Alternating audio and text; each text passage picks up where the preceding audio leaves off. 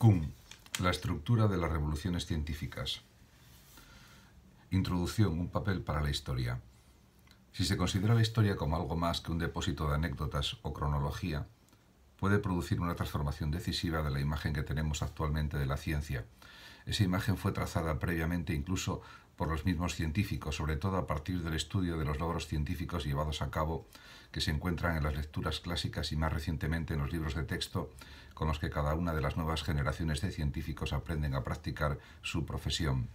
Sin embargo, es inevitable que la finalidad de esos libros sea persuasiva y pedagógica. Un concepto de la ciencia que se obtenga de ellos no tendrá más probabilidades de ajustarse al ideal que los produjo que la imagen que pueda obtenerse de una cultura nacional mediante un folleto turístico o un texto para el aprendizaje del idioma. En este ensayo tratamos de mostrar que hemos sido mal conducidos por ellos en aspectos fundamentales. Su finalidad es trazar un bosquejo del concepto absolutamente diferente de la ciencia que puede surgir de los registros históricos de la actividad de investigación misma. Sin embargo, incluso a partir de la historia, ese nuevo concepto no surgiría si continuáramos buscando y estudiando los datos históricos con el único fin de responder a las preguntas planteadas por el estereotipo no histórico que procede de los libros de texto científicos. Por ejemplo, esos libros de texto dan con frecuencia la sensación de implicar que el contenido de la ciencia está ejemplificado solamente mediante las observaciones, leyes y teorías que se describen en sus páginas. De manera casi igual de regular, los mismos libros se interpretan como si dijeran que los métodos científicos son simplemente los ilustrados por las técnicas de manipulación utilizadas en la reunión de datos para el texto, junto con las operaciones lógicas empleadas para relacionar esos datos con las generalizaciones teóricas del libro de texto en cuestión. El resultado ha sido un concepto de la ciencia con profundas implicaciones sobre su naturaleza y su desarrollo. Si la ciencia es la constelación de hechos, teorías y métodos reunidos en los libros de texto actuales, entonces los científicos son hombres que, obteniendo o no buenos resultados, se han esforzado en contribuir con alguno que otro elemento a esa constelación particular.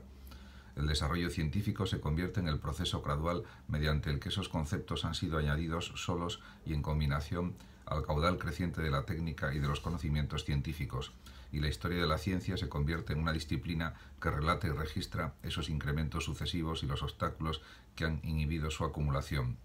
Al interesarse por el desarrollo científico, el historiador parece entonces tener dos tareas principales. Por una parte, debe determinar por qué hombre y en qué momento fue descubierto o inventado cada hecho, ley o teoría científica contemporánea. Por otra, debe describir y explicar el conjunto de errores, mitos y supersticiones que impidieron una acumulación más rápida de los componentes del caudal científico moderno.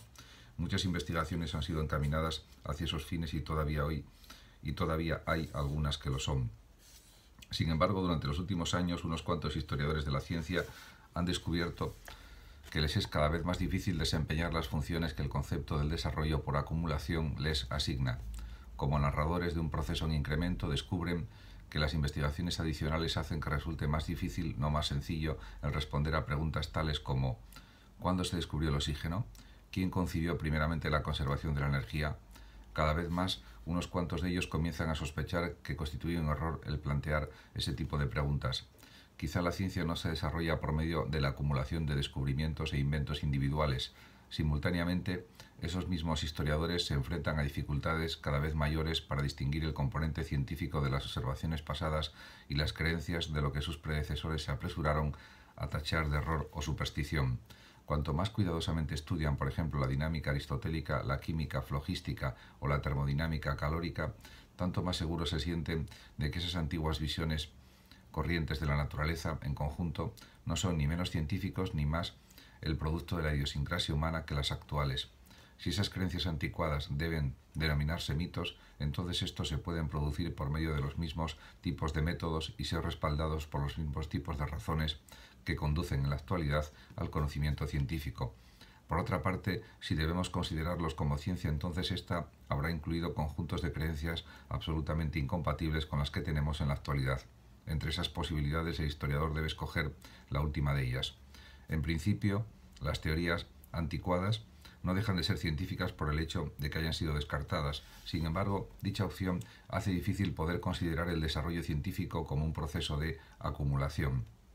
La investigación histórica misma, que muestra las dificultades para aislar inventos y descubrimientos individuales, proporciona bases para abrigar dudas profundas sobre el proceso de acumulación, por medio del que se creía que habían surgido esas contribuciones individuales a la ciencia. El resultado de todas estas dudas y dificultades es una revolución historiográfica en el estudio de la ciencia, aunque una revolución que se encuentra todavía en sus primeras etapas. Gradualmente, y a menudo sin darse cuenta cabal de que lo están haciendo así, algunos historiadores de las ciencias han comenzado a plantear nuevos tipos de preguntas y a trazar líneas diferentes de desarrollo para las ciencias que frecuentemente nada tienen de acumulativas. En lugar de buscar las contribuciones permanentes de una ciencia más antigua a nuestro caudal de conocimientos, tratan de poner de manifiesto la integridad histórica de esa ciencia en su propia época.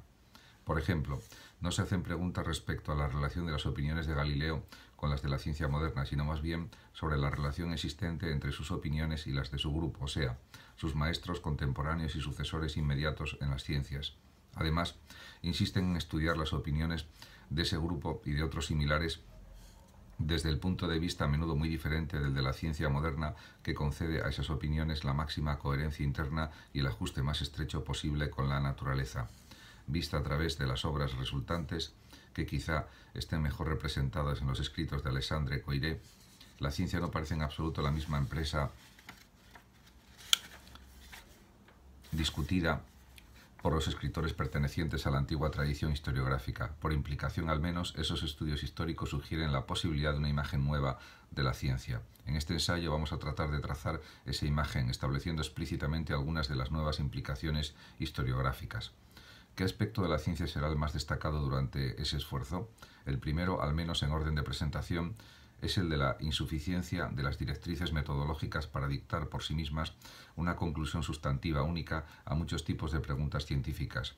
Si se le dan instrucciones para que examine fenómenos eléctricos o químicos, el hombre que no tiene conocimientos en esos campos, pero que sabe qué es ser científico, puede llegar de manera legítima a cualquiera de una serie de conclusiones incompatibles. Entre esas posibilidades aceptables, las conclusiones particulares a que llegue estarán determinadas probablemente por su experiencia anterior en otros campos, por los accidentes de su investigación y por su propia preparación individual. ¿Qué creencias sobre las estrellas, por ejemplo, trae el estudio de la química o la electricidad? ¿Cuál de los muchos experimentos concebibles apropiados al nuevo campo elige para llevarlo a cabo antes que los demás? ¿Y qué aspectos del fenómeno complejo que resulta le parecen particularmente importantes para elucidar la naturaleza del cambio químico o de la afinidad eléctrica? Para el individuo al menos, y a veces también para la comunidad científica, las respuestas a preguntas tales como esas son frecuentemente determinantes esenciales del desarrollo científico. Debemos notar, por ejemplo, que las primeras etapas del desarrollo de la mayoría de las ciencias se han caracterizado por una competencia continua entre una serie de concepciones distintas de la naturaleza, cada una de las cuales se derivaba parcialmente de la observación y del método científicos, y hasta cierto punto todas eran compatibles con ellos. Lo que diferenciaba a esas escuelas no era uno u otro error de método, todos eran científicos, sino lo que llegaremos a denominar sus modos inconmensurables de ver el mundo y de practicar en él las ciencias. La observación y la experiencia pueden y deben limitar drásticamente la gama de las creencias científicas admisibles, o de lo contrario no habría ciencia. Pero por sí solas no pueden determinar un cuerpo particular de tales creencias. Un elemento aparentemente arbitrario, compuesto de incidentes personales e históricos, es siempre uno de los ingredientes de la formación de las creencias sostenidas por una comunidad científica dada en un momento determinado.